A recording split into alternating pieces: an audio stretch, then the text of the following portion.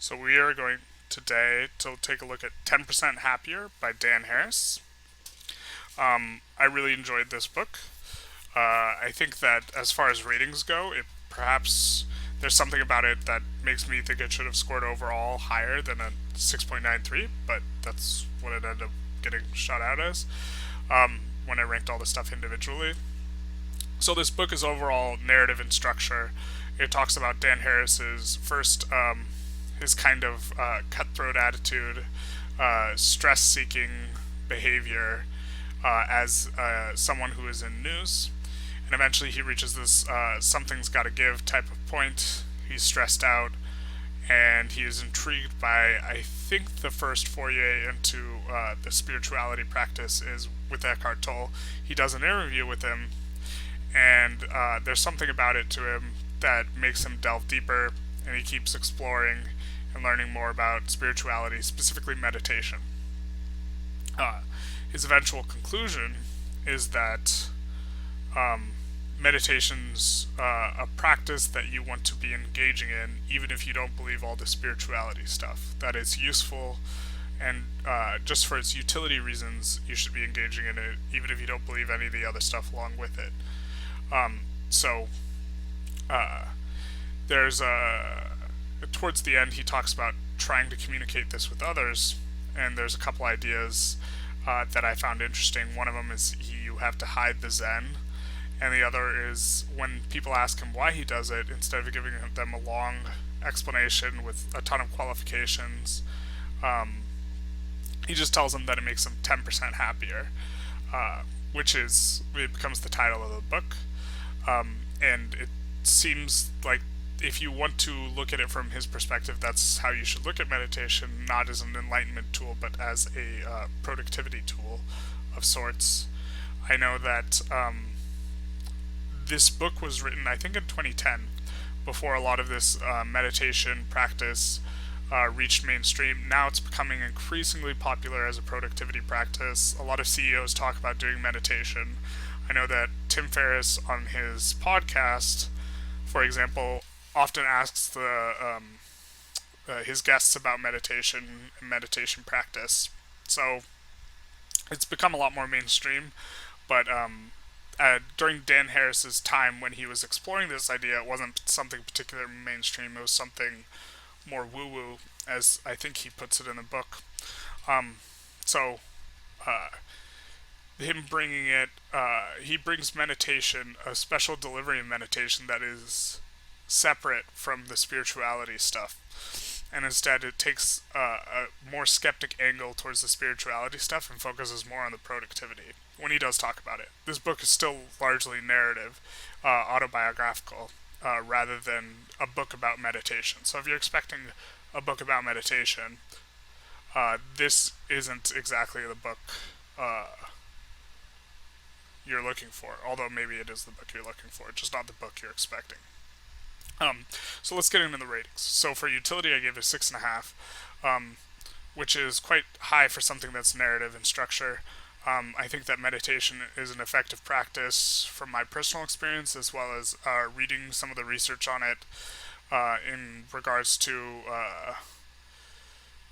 mindfulness, being aware of your own mental states, and there's some stuff regarding cortisol levels being lower and brain states being corresponding with certain more effective states for individuals who practice meditation regularly.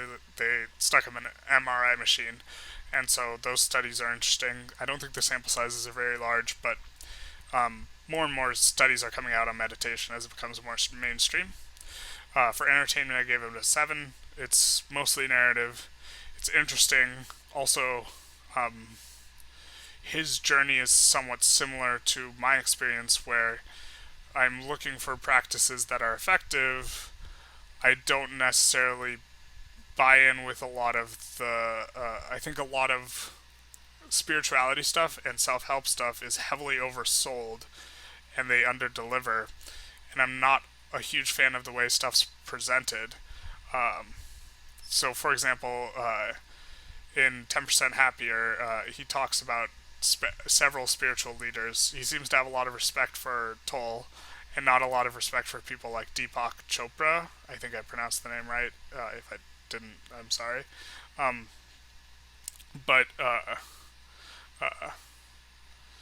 the way some people present it, where they just obfuscate with big words like obfuscate, I guess, and they don't really talk about something substantive, I'm not a fan of.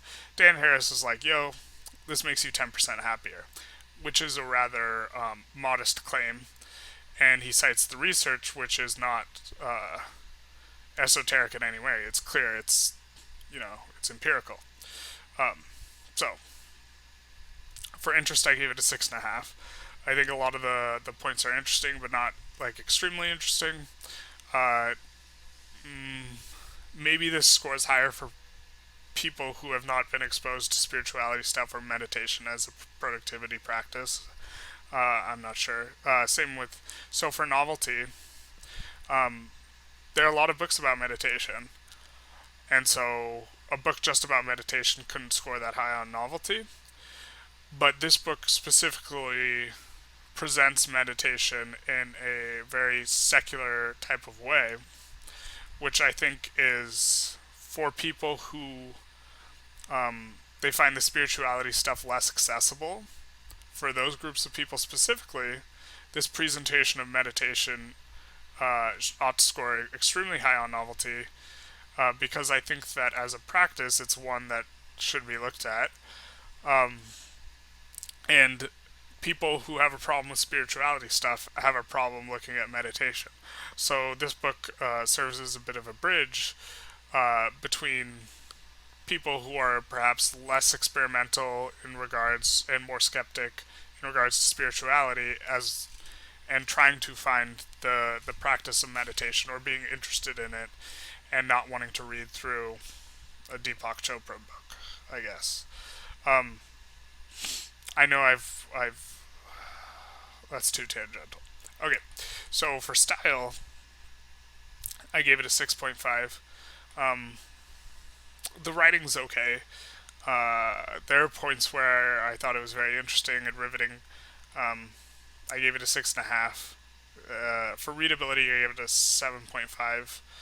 Um, he makes these ideals really accessible, and his sort of internal um, narration of his own skepticism, I find makes the going through the ideas a lot more interesting and also helps the readability because he doesn't just throw weird sentences at you and then expects that you know what they mean.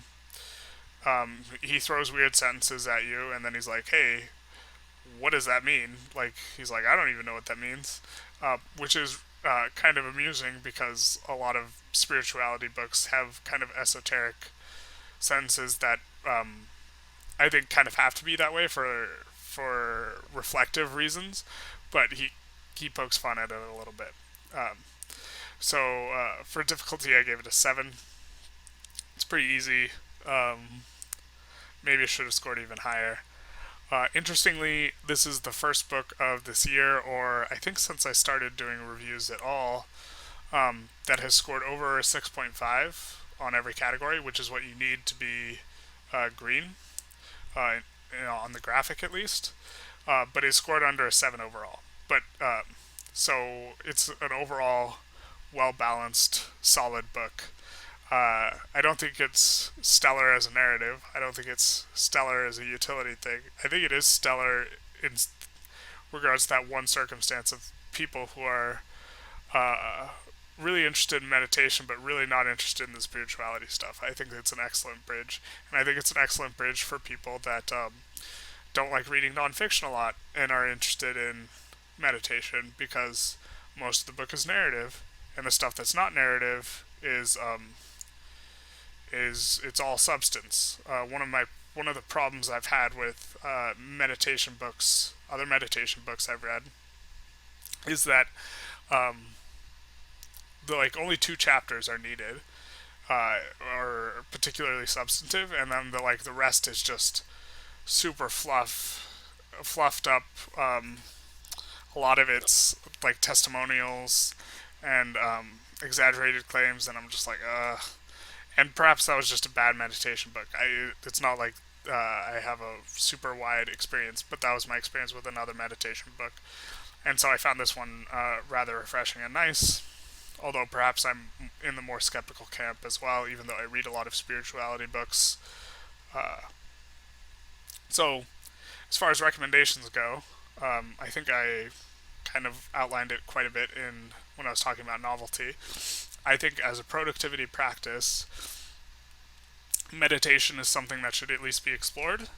Um, I I was listening to Tim Ferriss's podcast with Hugh Jackman somewhat recently, although I think that podcast was from forever ago. And Hugh Jackman talks about how he quotes someone else and talking about how people who say they don't have time to meditate are just basically full of it because you make time to shower every day. And if you can make 10 minutes to shower every day, you can make 10 minutes to meditate, which I thought was like a little bit of an interesting anecdote.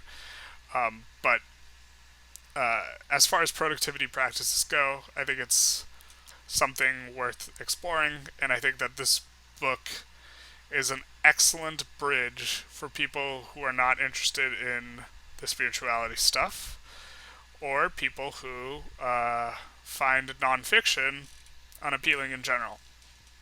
So, for those two groups of people specifically, I think this is the book to recommend on meditation.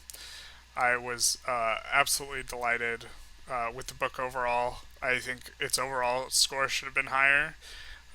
It was just a very solid all-around book, even though was extreme. None of it extremely stood out as being extremely good, but like overall, it was like very good. So um, it's a bit difficult to rate it. If you like this review, feel free to give a like or subscribe if you want more. If you don't want more, obviously, don't subscribe. And as far as discussion goes, for people who meditate out there, how effective do you think it is? And second, and more relevantly, do you think that this uh, what is your view on meditation in terms of is your practice spiritual or is it secular? And do you think that that belief on that practice informs that practice in some significant way? Um, Anyways, thank you for your time and your attention, and hope you have a good one.